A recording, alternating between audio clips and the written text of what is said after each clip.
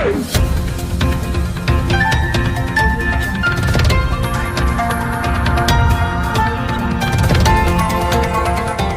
देख रहे हैं मगरा न्यूज राजस्थान, खबरें सबसे तेज। देश में कोरोना संक्रमण के कुल 1,07,789 मामले सामने आ चुके हैं। कोविड-19 से देश में अब तक 3,316 लोगों की मौत हुई है।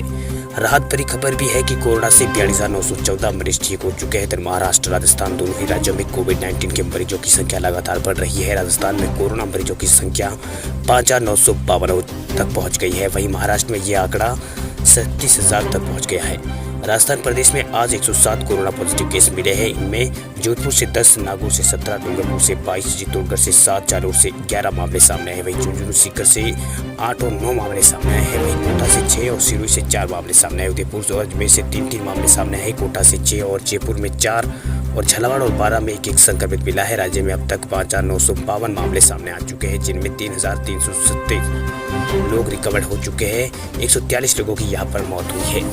दिल्ली में पिछले 24 घंटों में 534 नए मामले सामने आए हैं। इसके साथ ही राजधानी में कुल संक्रमितों की संख्या 11,000 से ज्यादा हो गई है। यहाँ मंगलवार को 500 मरीज कोरोना से रिपोर्ट पॉजिटिव आई थी। वहीं 265 मरीज ठीक हुए थे, 6 की मौत हुई थी। यहाँ कुल संक्रमितों की संख्या 5,720 का इलाज चल रहा है। इससे बाकी 5,192 मरीज ठीक हो चुके हैं। वहीं कोरोना वायरस संक्रमण राज्य के 26 राज्यों में फैला हुआ है। 7 केंद्र शासित प्रदेश भी इसकी चपेट में है, जिनमें दिल्ली, चंडीगढ़ और अंडमान निकोबार, जम्मू कश्मीर, लद्दाख और पांडुचेरी और दादरा नगर हवेली भी शामिल हैं। महाराष्ट्र में 37,158 मामले सामने आ चुके हैं। तमिलनाडु में 12,448, गुजरात में 12,141, दिल्ली में 11,088, राजस्थान में 5,962, मध्य प्रदेश में 5,465, उत्तर प्रदेश में 4,926, पश्चिम बंगाल में 2,961, आंध्र प्रदेश में 2,079 मामले अब तक सामने आ चुके हैं। वहीं बात करें पंजाब की तो यहाँ पर 2,002 मामले अब तक सामने आ चुके हैं। तेलंगाना में 1,016 मामले सामने आ चुके हैं। बिहार में 1,580 मामले अब तक सामने आ चुके हैं। जम्मू कश्मीर में 1,317 और कर्नाटक में 1,458 मामले सामने आ चुके हैं। वहीं हरियाणा की बात करें तो यहाँ से 970 मामले सामने आ चुके हैं। उड़ीसा से 1,052 और केरल से 783 मामले सामने आ चुके हैं। झारखंड से 248 और चंडीगढ़ से 199 मामले सामने आए हैं। वहीं उत्तराखंड की बात करें तो यहाँ से अब तक 111 मामले सामने आ चुके हैं। वहीं अरुणाचल में 1 मामला सामने आया है। मिजोरम में 1, अरुणाचल प्रदेश में 1 मामला सामने आया है। मणिपुर में 1 और बात करें मेघालय की तो यहाँ से 13 मामले सामने आ चुके हैं। आपको बता दें कि देश में अब तक कोरोना संक्रमण की कुल लोगों की संख्या देश में 1,07,780 हो गई है। अब तक 3,116 लोगों की मौत हो चुकी है, वही 42,914 लोग ठीक हो चुके हैं। कोरोना वायरस के एक्टिव लोगों की संख्या 61,553 है। बालिका शिक्षा के लिए राजस्थान सरकार ने दिए 42.78 करोड़ रुपए, खातों में होंगे हस्तांतरित।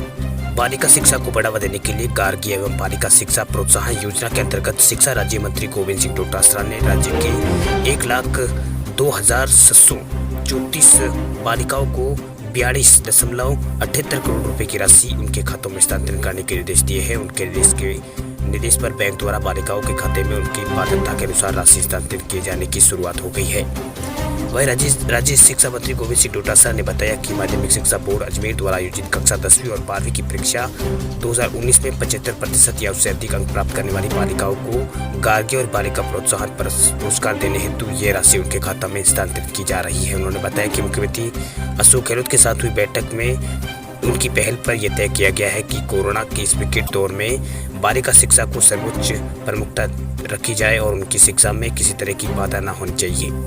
वहीं डोटासरा ने बताया कि गार्गी पुरस्कार हेतु कक्षा 10वीं की आवेदन करने वाली पात्र 42,744 बालिकाओं को प्रति बालिका 3,000 रुपये के आधार पर 12.70 करोड़ रुपए की राशि उनको प्रदान की जा रही है। इसी तरह कक्षा 12वीं की अनुदान करने वाली 59,980 बालिकाओं को 5,000 रुपये प्रति के आधार पर 29.99 करोड़ रुपए की राशि उनके खातों में हस्तांतरित करने के लिए कार्रवाई की जा रही है। वहीं शिक्षा मंत्री ने बताया कि गार्गी और बालिका प्रोत्साहन पुरस्कार के लिए शिक्षा विभाग द्वारा फरवरी, मार्च और 2020 में सारा दर्पण पर ऑनलाइन आवेदन भरवाए गए थे। उन्होंने कहा कि बालिका शिक्षा राज्य सरकार की सर्वोच्च प्रमुखता है और प्राथमिकता है। उन्होंने कहा कि गार्गी और बालिका प्रोत्साहन पुरस्कार पाने वाली बालिकाओं को बधाई और शुभकामना गोविंद सिंह डोटासरा ने दी है। राजस्थान बोर्ड की परीक्षाओं का कार्यक्रम शीघ्र ही किया जाएगा जारी, गोविंद सिंह डोटासरा ने दिया बड़ा बयान। राजस्थान के शिक्षा मंत्री गोविंद सिंह डोटासरा ने आज राजस्थान बोर्ड परीक्षाओं के शेड्यूल को लेकर बोर्ड चेयरमैन से चर्चा की। डोटासरा ने बताया कि इस दौरान सोशल डिस्टेंसिंग के साथ साथ परीक्षा कराने पर विचार हुआ है। 12वीं विज्ञान की परीक्षाओं की इसकी शुरुआत की जा सकती है। उन्होंने बताया कि शीघ्र ही इस संबंध में मुख्यमंत्री अशोक गहलोत से बात करके निर्णय लिया जाएगा। आपको बता दें कि मुख्यमंत्री अशोक गहलोत ने सीबीएसई के अनुसार परीक्षा करवाने की बात मुख्यमंत्री अशोक गहलोत कह चुके हैं। सीबीएसई की परीक्षाएं आगामी 9 जुलाई से शुरू हो रही है। इधर counselling for the Indian school certificate examinations ने 11वीं और 12वीं कक्षाओं के अंग्रेजी गणित के विषयों पर परीक्षा पैटर्न में बड़ा बदलाव किया है। बोर्ड द्वारा जारी नोटिस के अनुसार इस शैक्षणिक सत्र से लागू किया जाएगा। उक्त बदलावों के अनुसार 11वीं और 12वीं की मैथ्स और इंग्लिश की परीक्षाओं में प्रोजेक्ट वर्क भी शामिल होगा, जो कि 20 अंकों का होगा। अब 80 अंक का मुख्य लिखित परीक्षा होगी, 20 अंक का प्रोजेक्ट वर्क जमा कराना होगा। वहीं पूर्व में इन विषयों का 100 अंक के लिए सिर्फ लिखित परीक्षा ही होती थी। गहलोत के मंत्री ने फिर किया आत्मनिर्भर भारत का समर्थन, कहा देश में बने आईफोन। राजस्थान की गहलोत सरकार में पर्यटन मंत्री विश्वेंद्र सिंह ने एक बार फिर प्रधानमंत्री नरेंद्र मोदी के आत्मनिर्भर अभियान का समर्थन किया है। उन्होंने कहा कि आईफोन अमेरिका में डिजाइन होता है और चीन में ऑसोलेट किया जाता है, क्यों नहीं भारत में वे डिजाइन करे और भारत से ही ये बने। विश्वेंद्र सिंह ने ट्वीट करके ये बात कही है। उन्होंने ये बात भी कही है कि भारत में बनाओ, भारत में ही खरीदो और भारत में निर्यात करो। विश्वेंद्र सिंह ने इससे पहले कहा था कि आत्मनिर्भर भारत को विफल करने की कोशिश की जा रही है। पर्यटन मंत्री विश्वेंद्र सिंह ने ट्वीट किया है कि आत्मनिर्भर भारत को विफल करने की कोशिशें की जा रही है। दुनिया भर के देशों ने खुद को आत्मनिर्भर बना लिया है, भारत ऐसा क्यों नहीं कर सकता। उन्होंने कहा कि मैं प्रधानमंत्री मोदी से इस पहल की तहे दिल से समर्थन करता हूं। ये गंदी राजनीति से परे होकर सोचने का समय है। मंत्री विश्वेंद्र सिंह ने के इस ट्वीट पर के बीजेपी नेताओं ने समर्थन किया है। राजस्थान के बीजेपी अध्यक्ष सतीश पूनिया ने ट्वीट किया है कि विश्वेंद्र जी, निश्चित रूप से यदि आप की तरह सभी प्रतिनिधि राष्ट्र प्रथम की भावना के समर्थन में एकजुट होकर खड़े रहेंगे तो पीएम मोदी का आत्मनिर्भर भारत अभियान बहुत ही जल्दी सफल होगा और भारत में विश्व गुरु बनकर विश्व का नेतृत्व करेगा। विश्वेंद्र सिंह ने पीएम मोदी के आत्मनिर्भर भारत अभियान का समर्थन ऐसे समय में किया है जब पार्टी इस मुद्दे को मोदी सरकार को घेर रही है। राजस्थान के मुख्यमंत्री सचिन पायलट ने पीएम मोदी को आत्मनिर्भर भारत पैकेज की सराहना तो की, लेकिन साथ ही उन्होंने कुछ सुझाव भी दिए हैं। होम क्वारंटाइन की व्यवस्था पुख्ता हो, सख्ती से कराए पालन, मुख्यमंत्री अशोक गहलोत ने दिया बयान। मुख्यमंत्री अशोक गहलोत ने कहा कि प्रदेश में जिन जिलों में बाहर से आने वाले प्रवासियों की संख्या अधिक है वहाँ क्वारंटाइन व्यवस्था पुख्ती से रखी जाए। वहीं बाहर से आए लोगों को अनिवार्य रूप से क्वारंटाइन किया जाए। होम क्वारंटाइन की सख्ती से पालना कराई जाए व इसके लिए उल्लंघन करने वाले व्यक्तियों को संस्थागत क्वारंटाइन में भेज दिया जाए।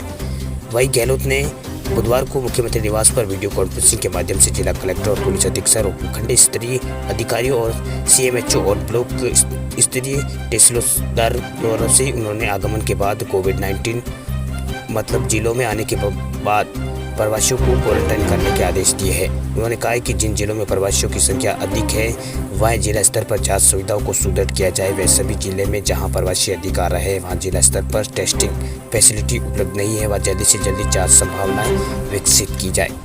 मुख्यमंत्री ने कहा कि लॉकडाउन 4.0 में कंटेनमेंट जोन में विशेष फोकस रखते हुए प्रभावी मॉनिटरिंग की जाए और कर्फ्यू की सख्ती से पालना करवाई जाए। उन्होंने कहा कि सार्वजनिक स्थानों पर सोशल डिस्टेंसिंग और मास्क पहनने की अनिवार्यता को सुनिश्चित किया जाए। वहीं वीडियो कॉन्फ्रेंसिंग के दौरान चिकित्सा एवं स्वास्थ्य मंत्री रघु शर्मा ने कहा कि प्रदेश में अभी प्रतिदिन 15,000 टेस्टिंग की क्षमता है, जिसे इस माह के अंत तक 25,000 प्रतिदिन करने का प्रयास किया जा रहा है। स्थानीय जनप्रतिनिधियों और ग्रामीणों की मदद से होम क्वारंटाइन व्यवस्था को पुख्ता से पालन करवाने की बात कही है।